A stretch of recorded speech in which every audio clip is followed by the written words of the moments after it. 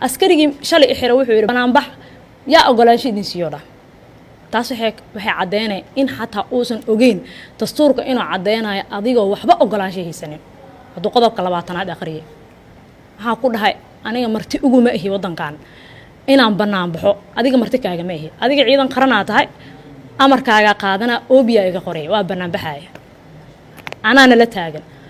maanta banaanbaxaya beriyaan banaanbaxaya beridan baan banaanbaxaya madaxweynaha haduu yaani ku guuleysto 4 sano kale waxaan yaani u hoggaansanaya sharciga oo ku guuleystay haddii qof kale imaadan oo beri dastuurka diido waa u banaanbaxaya banaanka la taagana aniga xabsi la igeliyay ama la xira ama la jirdilay intaba waxa mas'uuliyadeeda qaadanaya qofka markaas talada haya waxaan leeyahay madaxweyne annaga waa banaanbaxeena ilaa dastuurka iyo sharciga u soo laabato waa banaanbaxeena haddaanan banaanbixin